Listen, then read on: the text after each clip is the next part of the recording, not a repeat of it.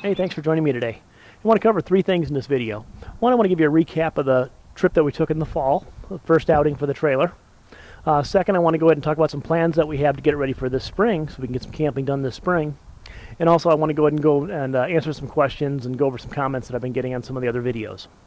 So first, to give you the recap, the first outing for the trailer, we scrambled to get it ready. It was complete in the sense that it was an enclosed box that we could move our stuff safely and not lose it on the road, but keep it under cover, and that was a success. There are some plans that we had we'd like to have gotten done before that, but they just didn't make it. But the essentials were all met. So unfortunately, we didn't have any rain to contend with, so the roof was okay the way that it is. Temporarily screwed down marine grade plywood, and then we basically taped the seams. The box was weather tight. It could use a little bit of caulking around the corners and things like that, and some trim outs. Still haven't done my trim outs on it yet, but it didn't matter. Everything held together great, traveled well. It was a success. Next, I want to go and talk about some of the plans that we have for it coming forward. Here it is, February, Northeast Indiana. Spring's going to be here before you know it. So some of the things we want to get ready for this spring is some electrical. We found from that last camping trip that we had to run some extension cords and power strips and all that. It'd be nice to have a single line run out here and then run that into a distribution panel.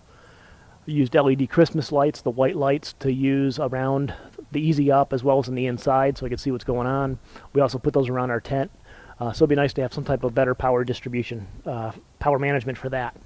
Long-term plan is to put a solar box on the front with a solar panel and some batteries so we could do some boondocking as well as just have power distribution in general.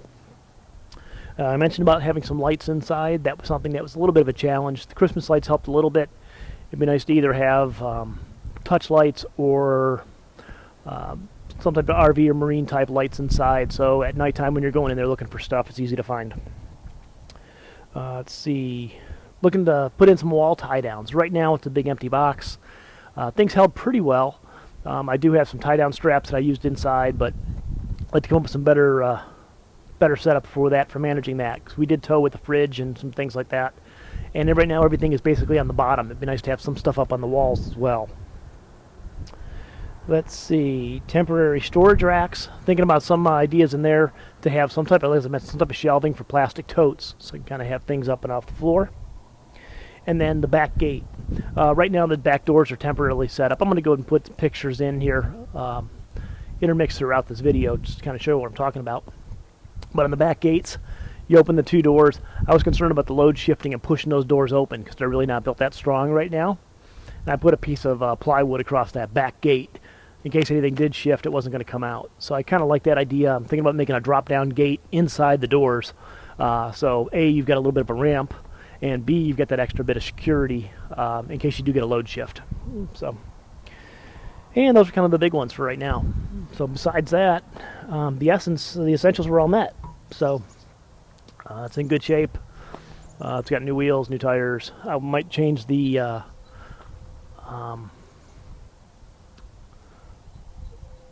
front tongue piece, but I'm not sure if I'm even going to bother with that yet. I might just be able to readjust that when I change the length of that front stem. Okay, I want to get back to some questions and some comments and some feedback we've been getting on some of the other videos. First one I have here is going to be from Wombat Hide. He mentioned about making a surfing trailer. He's kind of following the project, thinking that something like this might work for that. And boy, after taking this thing camping, yeah, I could see using this for surfing, and or if you're going out doing climbing or boondocking, mountain biking, motorcycling, whatever. It doesn't matter. You know, doing some off-road, doing some motocross, anything like that. This would be perfect for it. It's plenty of space. You got room for gear. You got room for equipment. Depending on how you rig your roof, you can mount things up on the roof as well. Some type of racking system, things like that. So, hey, it's a great option. Next, I want to go ahead and talk about Goatman62. Ask some questions about the roof. What our plans are there.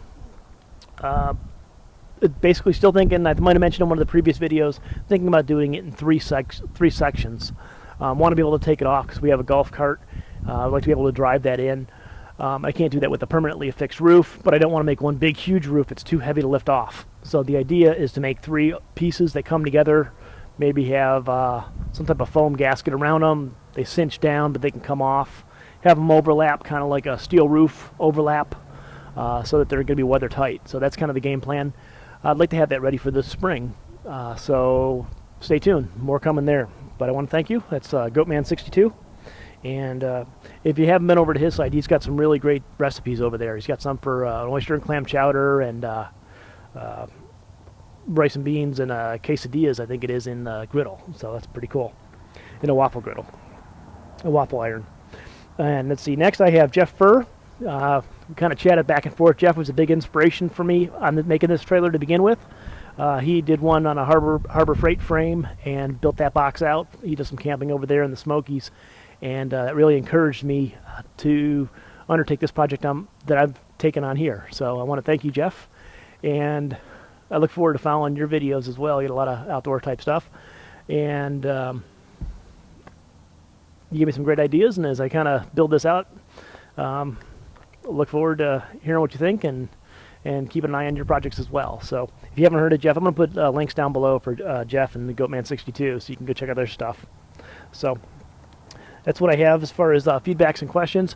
I have had a couple other individual questions as far as what does it weigh. I don't know what it weighs. I know the truck towed it nicely. I got a Dakota 4x4, an old 03, and it does a great job. One of these days when I'm on the road with it fully loaded, I'll stop by a truck stop or a truck weigh station, you know, one of the scales at the gas stations, and see what the actual weight of it is. It'd be nice to know. We do have intentions of towing it with the car, like a kind of a SUV crossover type thing.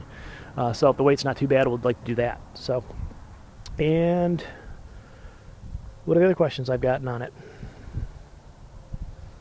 What do I do with it in the wintertime? I put it in the barn.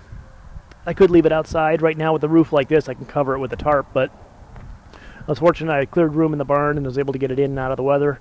The plan was to work on it this winter in there. I haven't gotten to that yet, but it's only February. There's still time for that. So, but at that, I'm going to go ahead and wrap it up. I thank you very much, and have a great day, and check out the links down below.